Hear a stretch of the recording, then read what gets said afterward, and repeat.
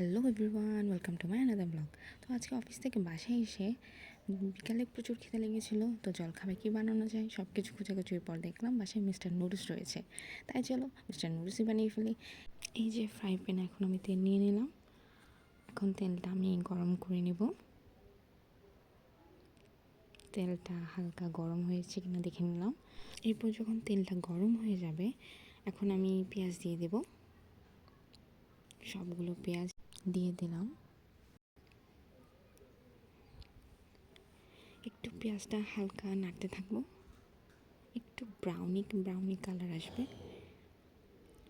বেশি কড়া ভাজা যাবে না, হালকা একটু ব্রাউনি কালার আসবে।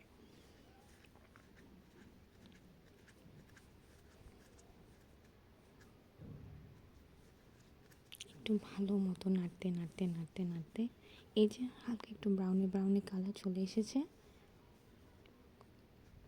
এরপর আমি দিয়ে দেব এই যে টমেটো। এখন সবগুলো টমেটো দিয়ে দিলাম। এরপর হালকা একটু মরিচ দিয়ে দেব। এরপর দিয়ে দিলাম রসুন। তারপর হালকা একটু নাড়তে থাকবো, বেশি না, হালকা একটু নাড়লেই হবে। ও আদা দিতে ভুলে গেছিলাম, তাই একটু চপিং করতে এসেছি আদা।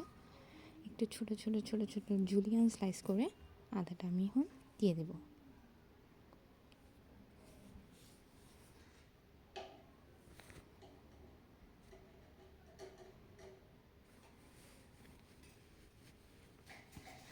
এই যে আমার আদা স্লাইস করা হয়ে গেছে, এখন আমি আদাটাও দিয়ে দিলাম। এখন এটা হালকা একটু নাড়তে থাকবো।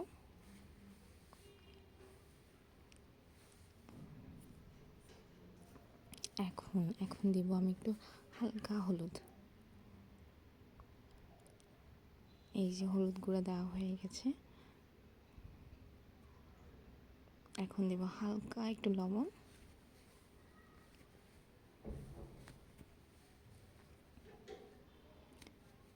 আজকে কোনো ভেজিটেবল ছিল না, তাই কোনো ভেজিটেবল দিতে পারিনি। হালকা একটু সসও দিয়ে দিলাম, এতে টেস্টটা অনেক বাড়বে। আপনারা চাইলে এখানে অনেক রকম ভেজিটেবল অ্যাড করতে পারেন, আমার কাছে ছিল না বলে আমি দিতে পারিনি। তো এখন এক এক করে নুডলস সবগুলোই দিয়ে দিলাম।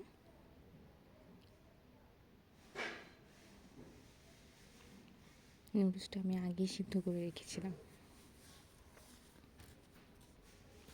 তো এখন নুডলসের সাথে যে মশলাটা দেওয়া হয় না, এখন মশলাটা দিয়ে দিলাম। এরপর হালকা নাড়াচাড়া করে এখন দিয়ে দেবো আমি টমেটো সস।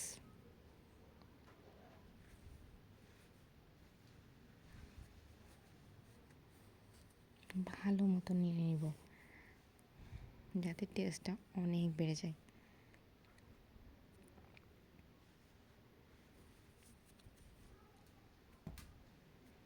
এই যে হালকা হাতে একটু হালকাভাবে একদম লো আছে হালকা নিয়ে নেব। তো তৈরি করে ফেললাম আজকে বিকালে জলখাবারে আমার গরম মিষ্টি নুডলস। তো সবাই ভালো থাকবেন, সুস্থ থাকবেন, টাটা।